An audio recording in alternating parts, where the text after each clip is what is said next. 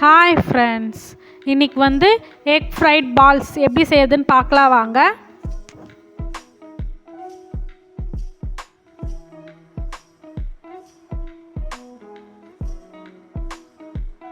First முட்டையை வேக வச்சு எடுத்துக்கலாம். நான் 3 முட்டை எடுத்திருக்கேன்.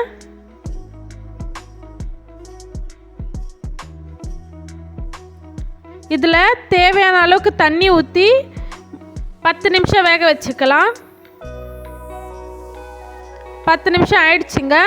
இப்போ இதை ஆற வச்சு தோல் உரித்து எடுத்துக்கலாம். 3 முட்டையையும் துருவி எடுத்துக்கலாம்.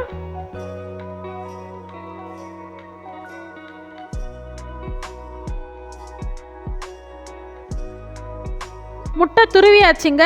இது கூட ஒரு உருளைக்கிழங்க வேக வச்சு மசிச்சு எடுத்துருக்கேன். அது இதில் சேர்த்துக்கலாம். இது கூடவே ஒரு பச்சை மிளகாவை சின்ன சின்னதாக கட் பண்ணி எடுத்துருக்கேன். அது இதில் சேர்த்துக்கலாம். உங்கள் காரத்துக்கு தகுந்த மாதிரி நீங்கள் போட்டுக்கோங்க. 2 மீடியம் சைஸ் வெங்காயத்தை சின்ன சின்னதாக கட் பண்ணி எடுத்துருக்கேன். அதை இதில் சேர்த்துக்கலாம். கூடவே கொஞ்சமாக கொத்தமல்லி சேர்த்துக்கலாம். 1 ஸ்பூன் கார்ன்ஃப்ளவர் மாவு போட்டுக்கலாம். கூடவே கலருக்காக 3/4 ஸ்பூன் காஷ்மீரி மிளகாத்தூள் போட்டுக்கலாம். இது கூட 1/4 ஸ்பூன் கரம் மசாலா போட்டுக்கலாம். 1/4 ஸ்பூன் இஞ்சி பூண்டு பேஸ்ட் போட்டுக்கலாம். கூடவே தேவையான அளவுக்கு உப்பு போட்டுக்கலாம். இப்போ எல்லாத்தையும் சேர்த்து தண்ணி எதுவும் ஊற்றாமல் பிசைஞ்சு விட்டுக்கலாம்.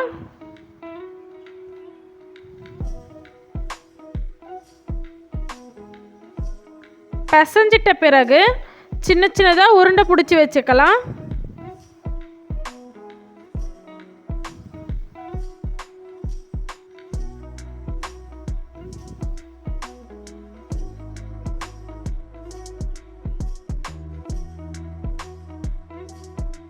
இப்போ உருண்டை பிடிச்சாச்சுங்க. இப்போ பிரெட் கிரம்ஸ் ரெடி பண்ணிக்கலாம். தவாவில் 2 ஸ்லைஸ் பிரெட்டை வச்சுட்டு லைட்டாக டோஸ்ட் பண்ணி எடுத்துக்கலாம்.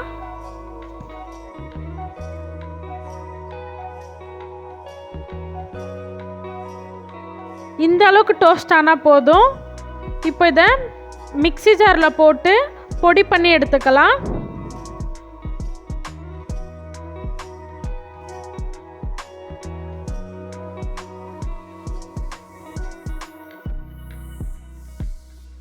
பிரெட் கிரம்ஸ் ரெடி ஆகிடுச்சிங்க. ஒரு முட்டையை உடச்சி ஒரு கிண்ணத்தில் ஊற்றிருக்கேன்.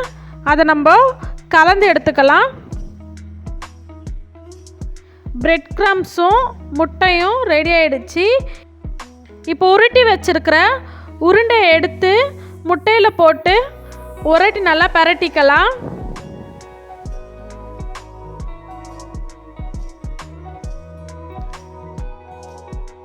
இது எடுத்து பிரெட் கிரம்ஸில் போட்டுட்டு எல்லா இடத்துலையும் படுற மாதிரி ஒரு கோட் பண்ணிக்கலாம்.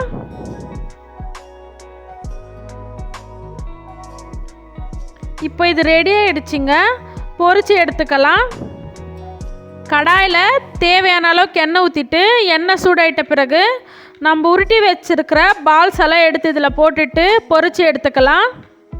அடுப்பை மீடியம் ஃப்ளேம்லேயே வச்சு பொரிச்சு எடுத்துக்கலாம். போட்ட உடனே திருப்பிடாதீங்க.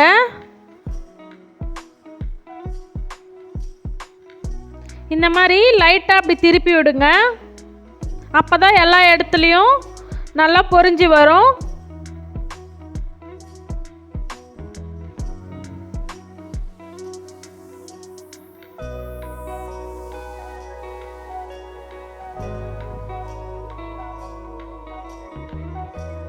எக் ஃப்ரைட் பால்ஸ் ரெடி ஆகிடுச்சிங்க. வீடியோ பிடிச்சிருந்துச்சன்னா ரெயின்போ ஸ்கைலைட் சேனலை சப்ஸ்கிரைப் பண்ணி லைக் பண்ணிக்கோங்க.